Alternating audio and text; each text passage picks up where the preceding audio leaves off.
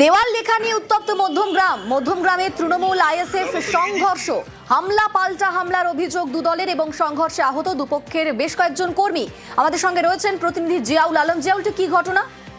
দেখো, মধ্যমগ্রামের রোহন্ডা গ্রাম পঞ্চায়েতের দাঁড়িয়াল এলাকায় সেখানে দেওয়াল লেখাকে কেন্দ্র করে আইএসএফ তৃণমূলের দফায় দফায় সংঘর্ষ হয় এবং এই ঘটনায় উভয় পক্ষের থেকে 8 থেকে 10 জন গুরুতর জখম, একাধিক বাড়ি এবং একাধিক বাইক ভাঙচুর করা হয়। ফলে যথেষ্ট উত্তেজনা ছড়ায় মূলত এই দাঁড়িয়াল এলাকায়। সেখানে যেটা আইএসএফ এর অভিযোগ করা হয়, তাদের দেয়াল তারা দীর্ঘদিন ধরে সেই দেয়াল লিখে আসছে, কিন্তু হঠাৎ আজকে সেখানে দেখা যায় তৃণমূল কর্মী সমর্থকরা সেই দেয়াল লিখতে যায় এবং তখনই তা বাকবিতণ্ডা জড় লাঠি সোটা ইট নিয়ে হামলা বিরুদ্ধে।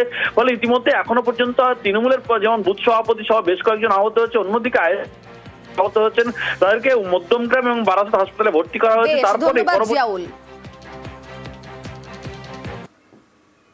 চুন টানার কাজে গিয়েছিলাম। দেওয়ালগুলো যেহেতু লিখতে হবে, চুন করার জন্য আমরা যাই। গত ইলেকশনে ওরা ওই দেওয়ালটাকে রং করেছিল। এখন আমরা প্রথম গিয়ে এই দেওয়ালটা চুন করছি, মানে আমরাই বুকিং করছি এবং আমাদেরকে মারধর করে মেরেছে। 2-3 জনকে আমি চিহ্নিত করতে পেরেছি। শেখ শাহজাহান আলী, আর একজনের নাম আছে বাপ্পা, আর একজনের নাম আছে মিন্টু। বাপ্পার আর একটা ছোট ভাই ছিল। আমরা আইনের আশ্রয় চাইছি, আইন যেটা ভালো বুঝবে সেটাই করবে।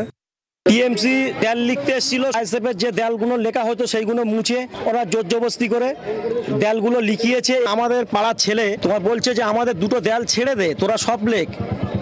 এই কথা বলার উদ্দেশ্যই সব মারপিট। মোটামুটি ওই দিক থেকে 50টা ছেলে, এদেরকে মারধর করে দুটো বাইক এসে ভেঙেছে, লোকের ঘর বাড়ি সব ভেঙেছে, লোকের এত পরিমাণে ক্ষতি করেছে মুখই বলা যাবে না।